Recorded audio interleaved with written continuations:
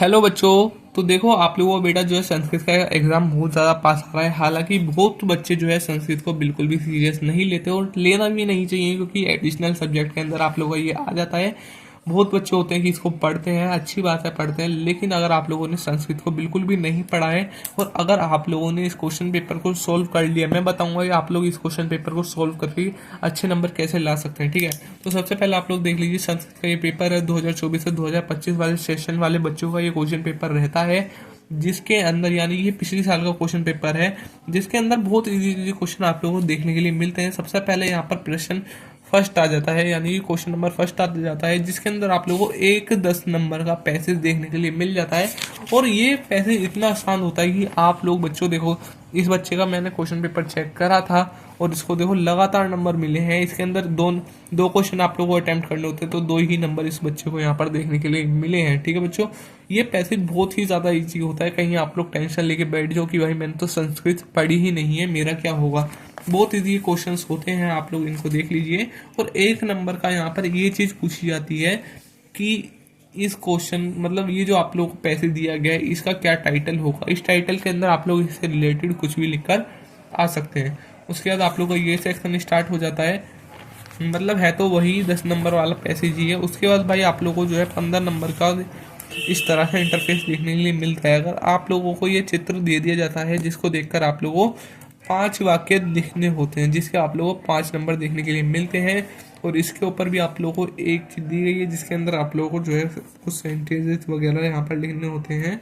उसके बाद आप लोगों को मंजूसा वगैरह दे दी जाती है, अगर आप लोग इन हेडलाइन से भी 5 सेंटेंस आप लोगों को बनाने होते हैं। ठीक है, उसके बाद आप लोगों का ट्रांसलेशन आ जाती है सीधा सीधा, जैसे कि यहाँ पर देखो हिंदी में भी लिख रखा है, इंग्लिश में भी लिख रखा है।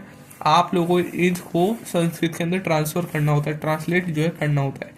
उसके बाद आप लोगों को ये सेशन स्टार्ट हो जाता है, जिसके अंदर आप लोग 4 नंबर यानी कि ग्रामर टाइप का यहाँ पर रहता है। आप लोग जो है थोड़ा सा ग्रामर पे ध्यान दे देना। बाकी देखो MCQ आते हैं, आप लोगों को पता है MCQ तो आप लोग कैसे करते हो। आप लोग किसी से पूछ भी सकते हो वैसे तो, लेकिन गलत बात है, आप लोग अपना खुद से पढ़ के जाओ, खुद से अपना एग्जाम देकर आना। बच्चों देखो इस बच्चे के यहाँ पर इन क्वेश्चंस के अंदर गलती हो जाती है, क्योंकि भाई ये ग्रामर सेक्शन थोड़ा सा हार्ड हो जाता है। ठीक है, और जो भी ये टिक लग रहे हैं, आप लोग इन टिक्स को एकदम सही जो है बिल्कुल भी मत मानना, क्योंकि हो सकता है कहीं ना कहीं मेरे से भी गलती हो गई हो इन क्वेश्चन को चेक करने में। ठीक है, तो आप लोग फटाफट से बस क्वेश्चन पेपर को देख लीजिए। और यहाँ पर देखो भाई आप लोगों से टाइम पूछा जाता है, जो कि 2 नंबर में पूछा जाता है। बहुत इजी कॉन्सेप्ट है, अगर आप लोग इसको समझ लो तो। ठीक है, उसके बाद 11वां 12वां आप लोगों ने क्वेश्चन देख ही लिया हुआ। उसके बाद आप लोगों का 13वां क्वेश्चन स्टार्ट हो जाता है। इसके अंदर भी पैसेज होता है, अगर आप लोगों ने थोड़ा सा भी इसको ध्यान दे के पढ़ लिया तो आप लोग इन क्वेश्चंस का जो है आंसर बहुत इजीली दे पाओगे। ठीक है, बहुत इजी होता है ये भी। क्वेश्चन नंबर 14 फिर आप लोगों को यहाँ पर बच्चों आ जाता है। आप लोग फटाफट से क्वेश्चन को देख लीजिए। आप लोगों को इन क्वेश्चंस के आंसर भी इसको देखकर जो है देने होते हैं। उसके बाद क्वेश्चन नंबर 15 बहुत इजी यहाँ पर आप लोगों को एक गद्यांश टाइप संवाद दे दिया जाता है, जिसको देखकर आप लोगों को इन क्वेश्चंस के आंसर देने होते हैं। कुछ कुछ सेंटेंस आप लोगों को यहाँ पर लगाने होते हैं। फिर वही आप लोगों का जो है ग्रामर के टाइप से यहाँ पर क्वेश्चन आ जाता है।